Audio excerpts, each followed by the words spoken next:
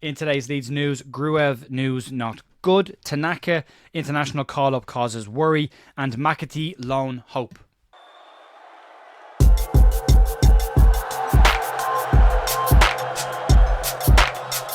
Morning folks, and welcome back to The View Friday morning for your final news video of the week before we get ready for Leeds United travelling to Sunderland tonight for a massive game before the international break comes in and ruins everyone's fun, and then we're back to next week trying to figure out where we are. It's a nervy international break with news yesterday around Ilia Gruev's injury, and we'll cover that in a few seconds. We will have the countdown to kick off at 7pm tonight. Myself and Andrew Stats Dalton previewing the game tonight with some statistics from Stats, and we did do a podcast / match review last night with Ben Locke from Leeds, of which we looked at some free transfer options as well in the second half of that video that's available on the channel. You can check that out in the live tab if you want to. Let's crack on with the news and get into this. We'll start with the Ilia Gruev situation, and the news that we had hoped for last night didn't come, and instead we were left with bad news that Ilia Gruev will miss a significant amount of time for Leeds United with a now confirmed knee injury. Gruev has injured his meniscus and is expected to be out for several months, not weeks, with this injury. The Bulgarian international will undergo surgery in the next coming days, but it is increasingly likely that he will miss the remainder of the 2024 calendar year. But there are still question marks whether he'll miss the remainder of Leeds' campaign all up in the Championship this season. In a statement on LeedsUnited.com, Leeds said the following: Leeds United and Bulgaria international Ilia Gruev has sustained an injury to his right knee during the club's championship draw with Norwich on Tuesday night. The statement also goes on to point out that he sustained a significant injury to his meniscus and is expected to require an extended period of time out. The standard time frame for a serious meniscus injury, especially after surgery, is anything between 5 to 9 months on the table with rehab. And that could rule Gruev out for the remainder of the season for Leeds United, and that puts Leeds in a situation now with a January window might be looked at for reinforcements outside of any potential free transfers that Leeds might look at in the meantime. Gruev started this season in fine form for Leeds United, and question marks around changing the midfield of Ampadu and Gruev. More a case of being around adding more attacking flair in that midfield than any kind of an indictment about how their season had been going so far. Both players playing very, very well in all games this season, but now we're in a situation where we'll be forced to have a team without an Ampadu and a Gruev and without a natural central defensive midfielder. Yes, out Tanaka can play in that role and can play it quite well and will probably play there, and that's all fine. And Charlie Crew can also play there if needed, but there's a lack of experience in the Championship in that position for Leeds United, and that'll just be a concern that Leeds will have to navigate over the next couple of months. Farkas said that he would look at the free transfer market once they had assessed Ilia Gruev's injury, and if it was substantial enough, they would look at that, because there's no point in bringing in a player who is going to take 6 to 8 weeks to build up because he's had no pre-season, no time with a club, and then your player's back and there's no point in doing that, which all made valid sense. However, there are two players that booked that trend and could be available for Leeds United should they decide to have a look. Eduard Michu and Christoph Kramer are two players in this situation. Both players had pre-seasons with their club. Both players were involved to start the season and chose to move away. Christoph Kramer's situation is very similar to the Liam Cooper situation. He decided not to take a contract extension and move out to try and get one more move before the end of his career. He's 33 years of age.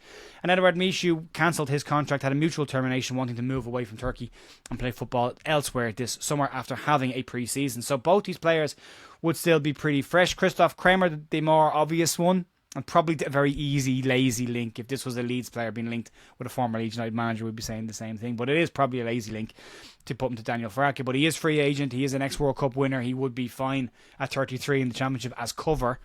And you would wonder, would Leeds have a look at the player should they be able to afford him?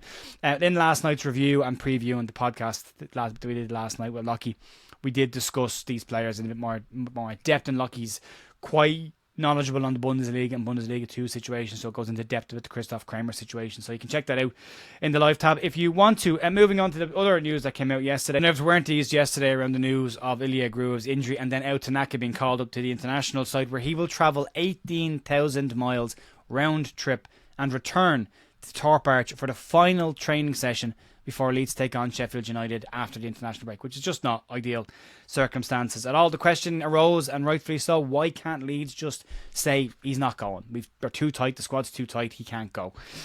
Joe Donoghue in the YEP has done a really good piece today where he has explored this and given the detail as to why Leeds can't do that. Leeds were unable are unable to prevent Tanaka from going on international duty according to the FIFA rulings in Japan, are not playing friendlies in this situation or even Nations League games. There are 2 World Cup qualifying games against Saudi Arabia and Australia, and from a playing perspective, most players would not want to miss out on their country's opportunities to play in World Cup qualifiers, so you can understand it from that perspective. But from a FIFA ruling perspective, Joe Donoghue explains in his piece that it's not easy to refuse international access to players, and this is what the FIFA ruling clearly states.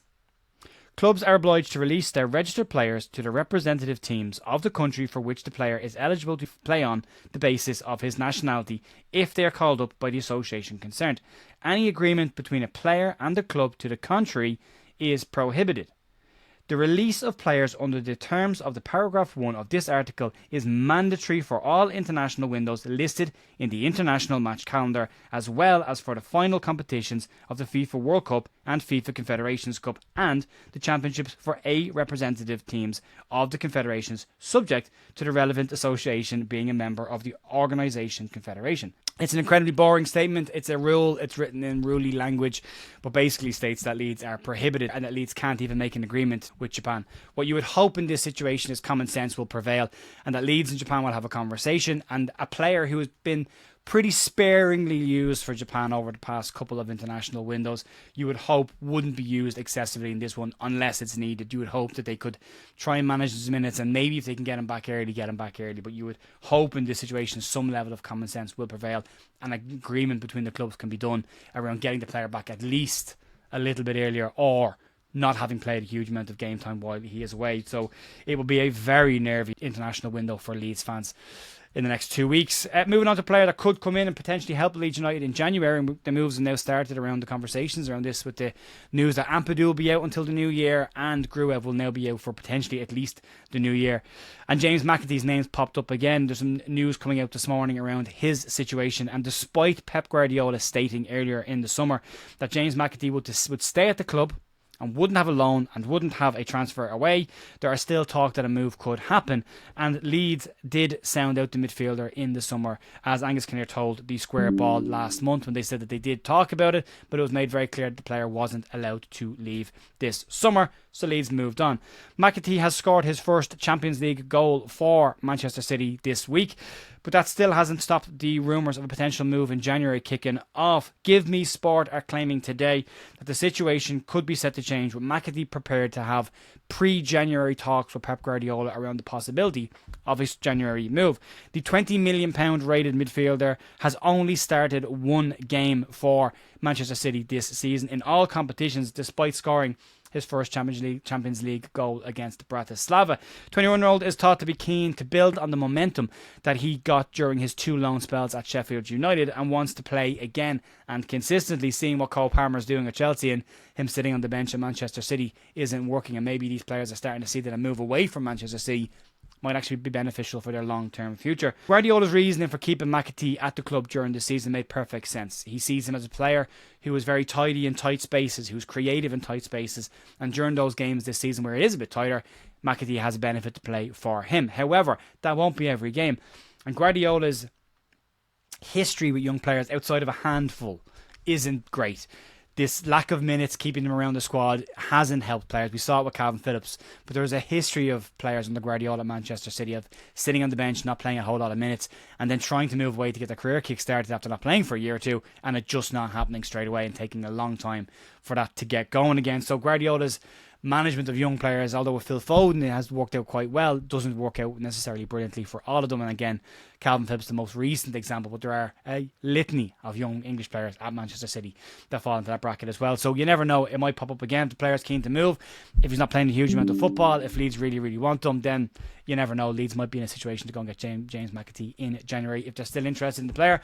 Not an out-and-out central defensive midfield replacement. Leeds will still need to look at that, but I suppose it will all depend on where Leeds are in January. If Leeds are close to making a good run or open a gap at the top and could look like a run to the Premier League is on, strengthen then and get there. And then you can look at that in the summer and see where we are.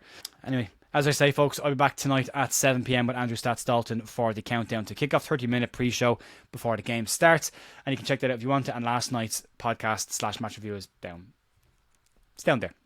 Right, folks, thanks very much for supporting the channel as always, and I will see you later on this evening, and the review of the game will be out tomorrow morning as well. See you then.